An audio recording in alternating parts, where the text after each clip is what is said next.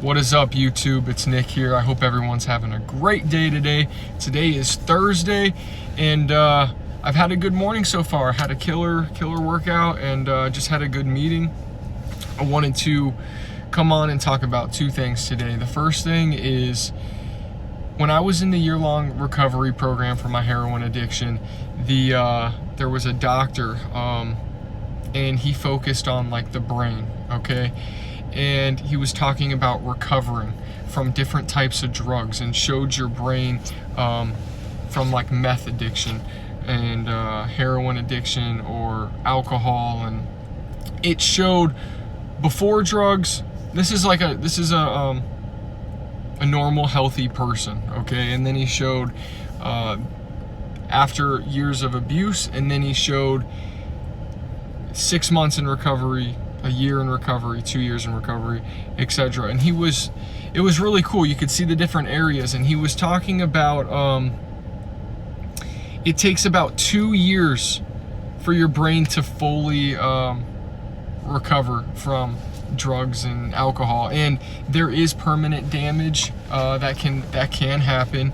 And I guess actually methamphetamine is one of the hardest things for your brain to recover from, and returning back to that normal state, if it ever can return back to that normal state. So I say that because if you're getting sober, or when I got sober, I told myself in the beginning, okay, I need to give myself 2 years, okay? And if I don't feel good then, you know what? I don't know, maybe I'll go back, or I'll figure out an alternative.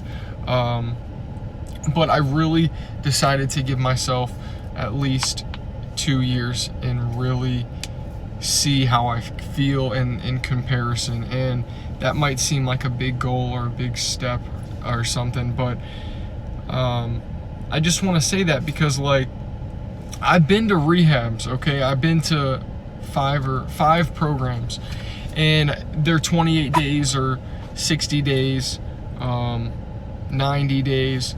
But that, even after that, like, that's not enough time for your brain to recover. I mean, you did years of damage. It's gonna take time for your brain to like rewire and for everything to get back to normal. And just take it slow, take it easy, and understand that it takes time. And you're gonna learn stuff every day. And I'm talking about my experience. I learn stuff every day, and I was watching, at the 6 month mark, 9 month mark, my brain fluctuating. I still could get upset really easily, or sad, or whichever. And it's like, that takes time. And I'm over 2 years completely sober from all drugs and alcohol. And, I definitely notice a big difference in my, in the way I react to things, and just my overall mental health. Now, I say that everyone is different, and everyone has their own brain chemistry, and everyone can do whatever they want. I have great friends that are on different drugs. They're sober now, but they are on antidepressants, and they're on some just want to smoke weed, and some do their own thing, and that's perfectly fine. Whatever works for you. I'm just giving my opinion and saying what worked for me was to give myself that time to really see if my brain can return back to its normal state. And I just wanted to put that out there. What was the other thing? Oh, I was talking to someone the other day, and I was like, man, what was the worst part of your withdrawals? And he said he was coming off Xanax, right? And he was like, dude, like, I can't sleep. He's like, I can deal with the physical pain and, the mental, like, kind of craziness. But when you're dealing with the physical pain and the diarrhea and vomiting and cold chills and all that from heroin or whichever drug you're dealing with, the not sleeping is like the other it's like you don't get a break from it. It's just 24/7, 24/7, 24/7, and it just keeps going. And that was the worst part of my withdrawal, was being up, dealing with this pain for days. Like, honestly, I'm not joking. I think for like 7 or 9 days, I maybe slept 30 or 20 minutes a night, and I'd wake up and just be completely drenched. And I'm talking like I had no meds or nothing, just cold turkey. And that was one of the worst parts of the withdrawal. The no sleep, that absolutely kills me. And that's still like, I hate that. Even if I'm like, if I can't sleep now, I mean, it's not as bad because I don't have the physical pain and cold chills and stomach hurting and all that, but I can't explain it enough. The not being able to sleep part really just destroyed me in opiate withdrawal. Just, oh my gosh. So I just thought I'd throw that out there. I don't know what your guys is. If you've gone through any type of detox, comment down below. Let me know what the worst part of your detox was. I'd have to definitely say no sleeping, number 1. Body aches and cold chills, number 2.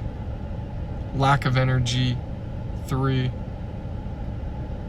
Number 4, probably, no, the diarrhea is probably 3 or 4. And then, honestly, what really irritated me, but it was kind of cool, was sneezing. Like, I would sneeze in the beginning like 5 times or 6 times in a row, and then like a week later I'd sneeze like 3 or 4 times in a row, and then the next week I'd sneeze like 2 times in a row. And it was weird how like my sneezing pattern went from like 6 sneezes, 5, 4, 3, 2, 1. I just don't understand what is up with that, and why a lot of addicts or me personally, when I'm detoxing, why that happens. So anyway, that's it for today's video, guys. I love you all. I take my state test on Saturday. I'm studying. Yesterday's section I was studying was not too good. It was kind of sucks when you don't do as well as you plan on the tutor, but it's okay. I know where I need to work, and let's see, I got the state exam, work's been going good, and this weekend I'm busy. I'm going to the other coast with my family, and that's it for the video. I love you all. God bless. Stay humble, stay grateful. Don't pick up no matter what, because it's not worth it. You don't want to go back to where you were. And if you're out there and you're struggling, keep going. Don't stop, because life is great and you can do it. Peace.